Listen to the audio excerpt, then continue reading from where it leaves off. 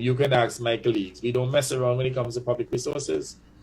And when you look at our governance framework, and this is where I had a problem with Dwyer Astaphan, and Dwyer must understand too, that it is not because I feel that Dwyer or anyone else or the man Maharaj should not criticize me. That's fine. But if you are having a public discourse and you're talking about the Prime Minister and his family, or you're talking about my government, or all of the three, why would you think that I should not have the right of a response? You have made it into a national debate that I am renting my house. And why is it that Dwyer Astaphan, because I heard him subsequently saying, oh, the Prime Minister should allow that to pass outside the off stump. Well, I had a chance to speak with Dwyer recently. In fact, he's the one who messaged me on WhatsApp. And he apologized privately for any thing he may have said that, may have brought me, my government, or my family members into dispute. Which was quite nice of him. He wouldn't say that publicly, though. And that is how they behave.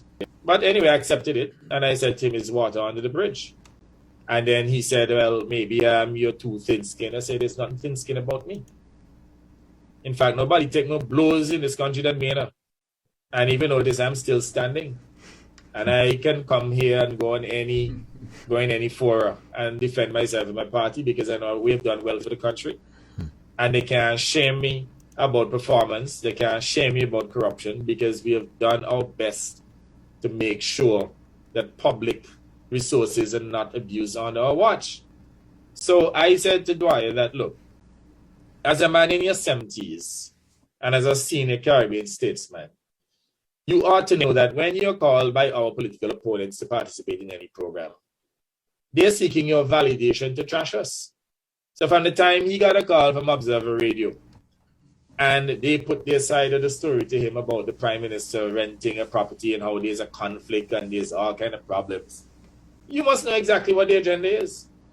And as a senior politician in the Caribbean, perhaps now retired, he ought to know how to navigate to ensure that he doesn't fall afoul of anyone. So I said to Dwyer, my expectation would have been that, look, you would examine, especially as a lawyer, examine the legal and administrative framework to see how robust our system is to curb against corruption. In fact, he has asked me to send certain legislation to him now after the fact.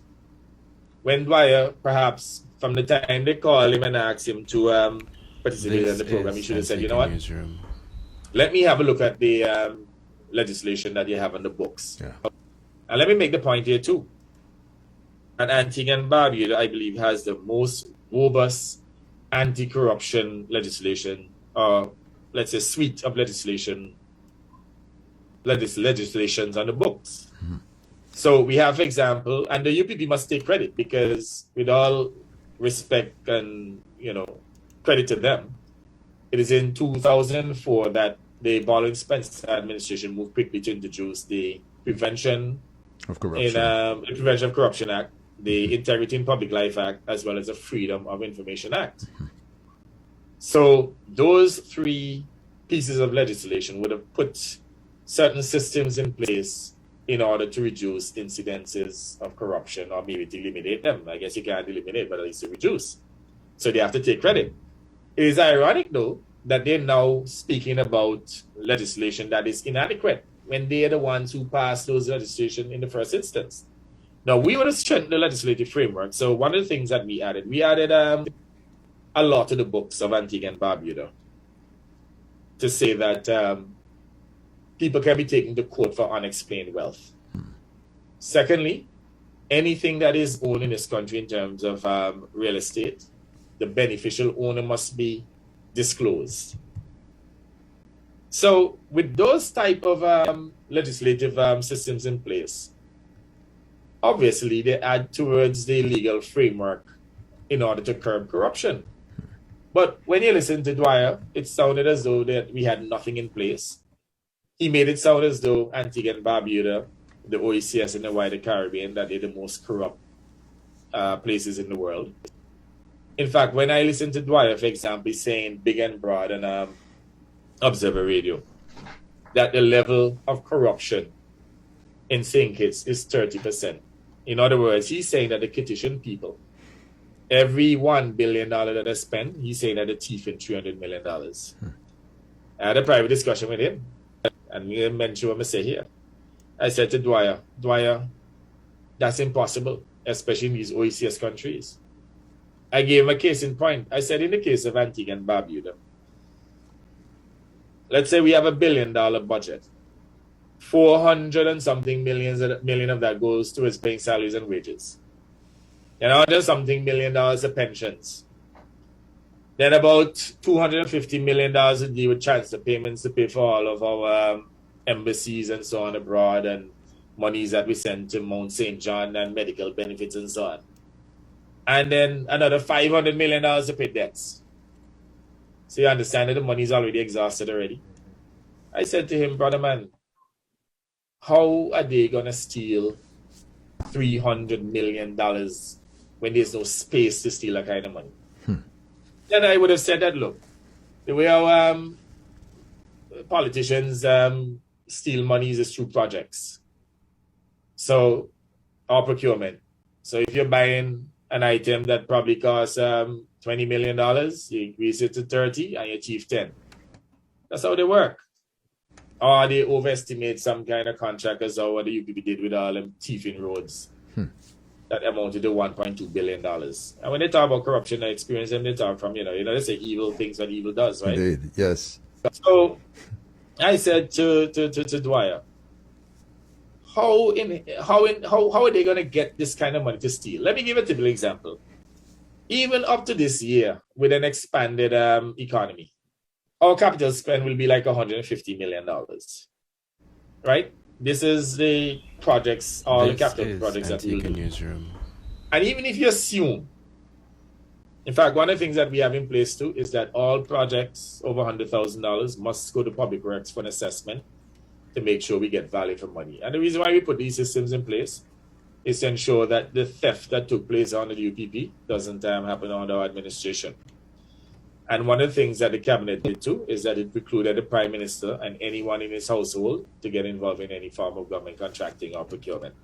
Keep the office of the Prime Minister pristine.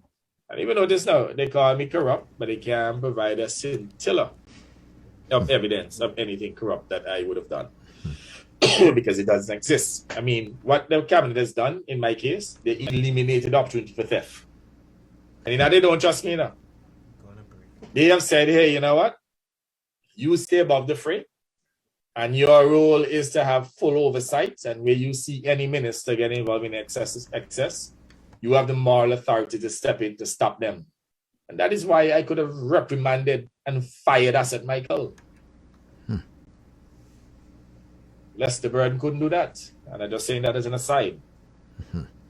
Oh, can I finish yet? Go on. If we're only spending $150 million a year, let's say somebody can get a 10% kickback. That's $15 million. The previous years in which we only spend like $50-60 million in capital projects for a whole year, So how can Dwyer Astaphan tell the people of the Caribbean and the world that countries like Antigua and Barbuda and St. Kitts and so on, that 30% of the monies of the budgeted amounts are stolen?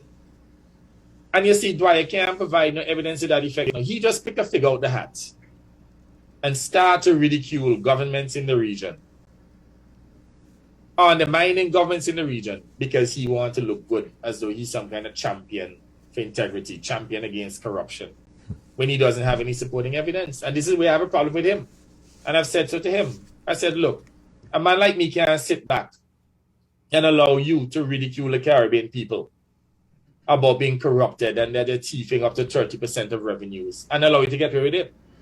Because, you see, there are some sharks out there. Yeah? There's some people out there who don't particularly like us. And you find that these kind of situations could result in repercussions for us. So when this type of propaganda is put out there in the public domain, and we don't stand against it because we have the empirical evidence to show that they're lying, and others pick them up and put them in their reports and say, oh, there's all this corruption in Antigua, all this corruption in St. Kitts, in this country and that country. When indeed, those who are condemning us, that's where the real corruption is, But guess what? Our own people because they have this self-importance about themselves, and in which some of them look noticement even in their old age. They put flawed and false information out there in the public domain that will literally undermine the development of these countries. I have been to a meeting some time ago when Biden was vice president. In fact, we didn't get on too well at that meeting because I had to collar him on a few issues. And one of the things that President Biden said at that meeting, he said, look, there's too much corruption in the Caribbean. And I had to call him. I had to ask him how you come to that conclusion. I'm not saying there's no corruption, but where you get the impression from that all this money is being stolen. Where is the Caribbean countries that can cover the basic expenses getting all these monies from to support that level of corruption, Mr. Biden? He couldn't answer. And he got vexed with me too because we had a difference over the issue with Venezuela oil at the time. So here's Vice President Biden at the time telling the Caribbean region that they must stop taking petrol from Venezuela because, you know, the Venezuelan government is corrupt and all kind of other reasons how they're going to create a debt trap for us and so on. So I asked him the question, well, Vice President, tell us what's the alternative?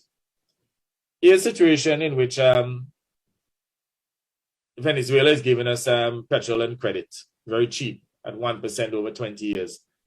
And you only pay like about 40% for every shipment, providing a lot of credit to fund socioeconomic development. I said to him, okay, fine. So if we give it up, the United States is going to stand in the place of Venezuela. And he got vexed. But guess what? I mean, I didn't shirk away from asking him the hard questions and to challenge him.